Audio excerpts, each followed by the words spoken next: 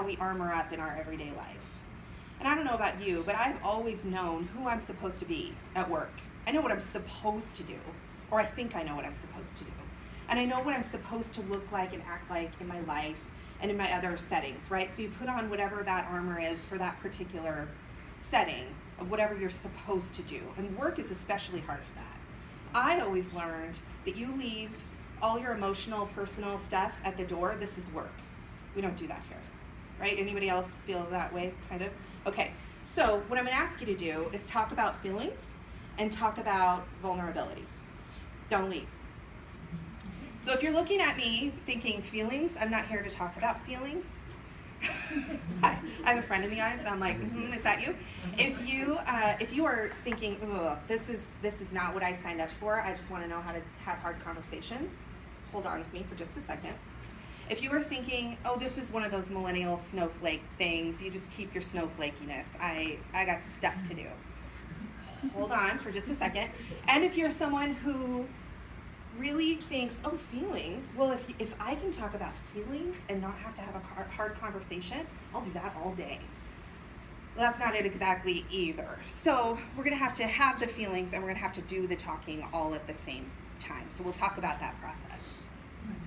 So this is our agenda for today. We're going to learn the formula of how to do this well or to get more comfortable at it, to build up our muscle to be able to do it. We're going to walk through the process a little bit, and then I'm going to leave probably 20 to 30 minutes at the end to have conversations with you about examples. Now, you don't have to spill your guts if you don't want to. I mean, obviously, this is a big group of people that you don't know.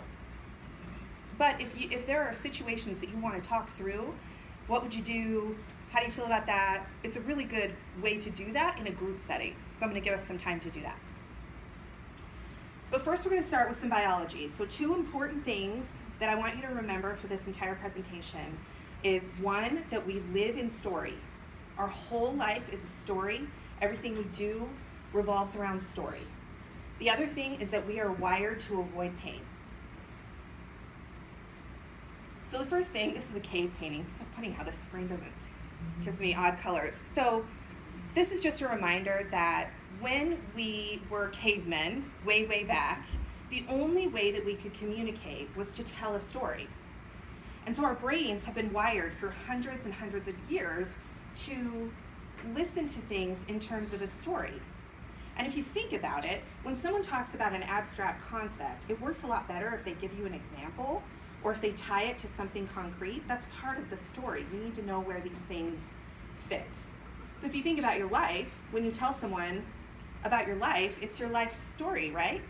And we make up stories all day long, every day. We live in our stories. It's the only way we know how to do it. And these stories are like baskets of information that we carry around with us. And in these baskets are the different pieces that are our meaning that we get from those stories. So when I sit down to have a hard conversation, I'm gonna bring my basket of stuff.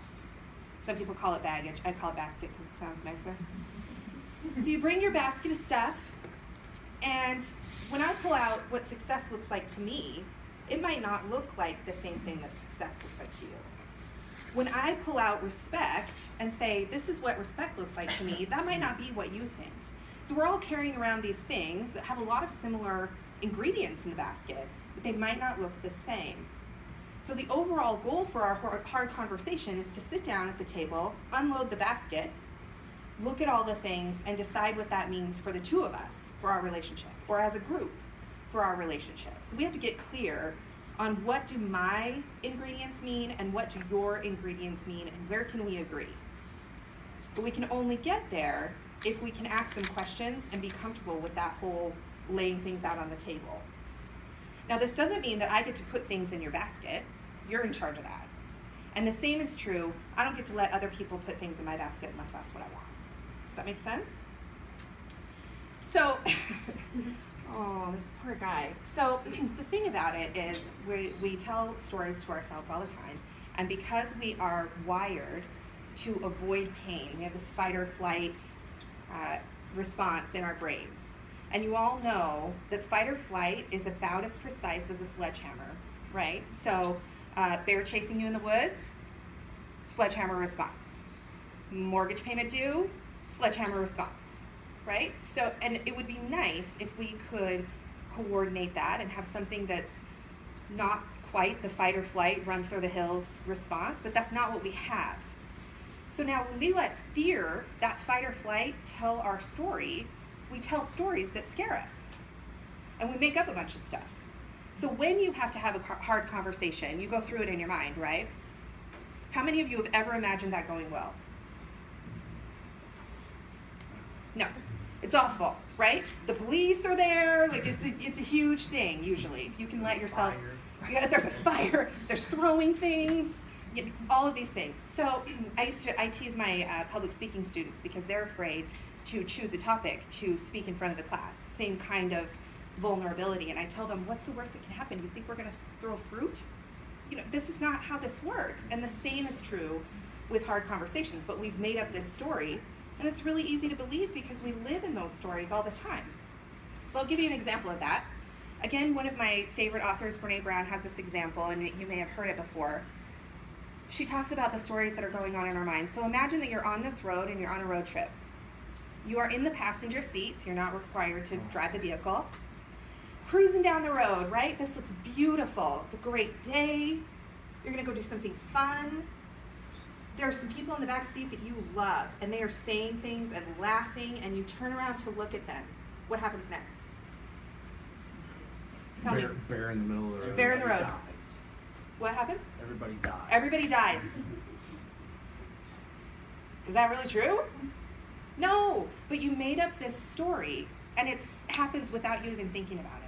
Someone gives you something so simple like, oh, imagine this idyllic day, you're driving down the road, and you're like, and then we all die! Well, it's not really particularly helpful. So if we know that that's the response that happens, then we can at least tone that down, reflect back on it, and rewrite the story that we're telling about these situations. I should also tell you that I am a recovering conflict avoider. There are a couple of people in this room that can attest to that. I would do anything to avoid a tough conversation. I quit my job one time to avoid a tough conversation. No kidding. I want out. I want nothing to do with conflict. And if people are arguing nearby me, I physically cannot sit still. Well, so this was the story that I was telling myself, that I can't do that. That's too hard. It's not my thing. I don't do that. Now I do it all the time. And really it was because I had to. I didn't learn and put all of these things together beforehand, unfortunately. It was all from experience. And then in the work that I do, learning that I wasn't the only one. I'm not the only one who has ever felt this way. Now, granted, not everybody feels that way. And we'll talk about that in just a second.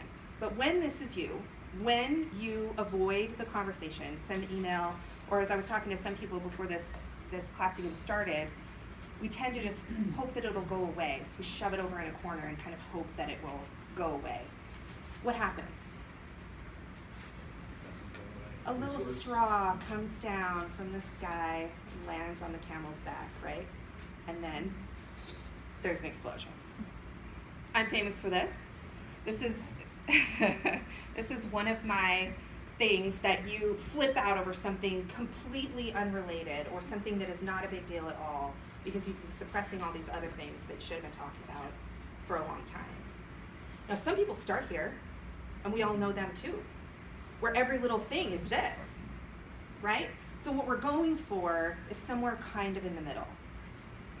And the first thing we're going to need to know is whether or not to actually have this hard conversation, because not every hard conversation has to do with us. There's also a misconception that hard conversations have to be a big deal. I find that most of the hard conversations that I have are little. And I think they're little grains of sand that just rub around and irritate you. And if you don't deal with them when there's just a couple, it gets very, very irritating. And then it's very damaging over time. So don't be convinced that it has to be some really huge deal. That's just an excuse to not do it. So we all know why we want to have a hard conversation. That's why you're here, right? So the important thing to talk about is how. So we're going to talk about how we assess the situation, how we plan for the conversation, and then we're going to talk about the meeting. So assessing is 3 steps, essentially. I want you to remember that you should reflect, you should remember, and you should rewrite. So we'll go into each of those things. So first is to reflect on something. So can someone give me an example? There's a situation that's come up that you think, I gotta talk about this, but I don't know what to do. Can you give me a situation that's maybe uncomfortable? An example. This person at work is habitually late, and you've had this conversation with them before, but they're still not coming on. Okay, all right, and are you the supervisor? Sure. Okay, so the person comes in late, it's irritating, you feel like they should know, probably, right?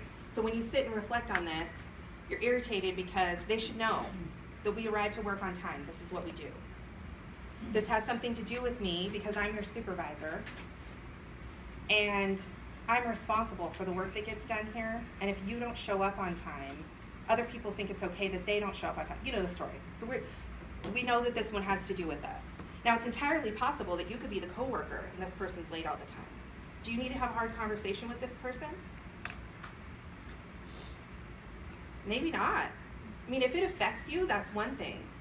But if it doesn't affect you, not your deal, right? No need to dig things up if that's not, if there's nothing you can do about it, then there's really no sense in having that conversation if it doesn't affect you. So you also need to remember that this is not about you. So one of the stories that you could tell is this person is late because they don't respect me. They don't care about me. They hate this job. You can tell yourself all kinds of stories that have something to do with you.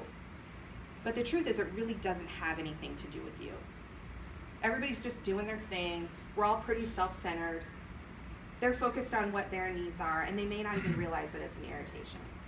So you need to remember that it's not about you, and also give them the benefit of the doubt. There could be some really good reasons that a person's late, often, even chronically, right? And you're not going to know that unless you give them the benefit of the doubt and start asking some questions about that. So the last step then is to rewrite that story. Realize that the story you're telling yourself is either all about you or makes up some story about all these things this person is doing or why they're doing it. Rewrite that story a little bit and get curious about what might be some other good reasons. Now, it's entirely possible there will be no good reasons, but this is a good place to start.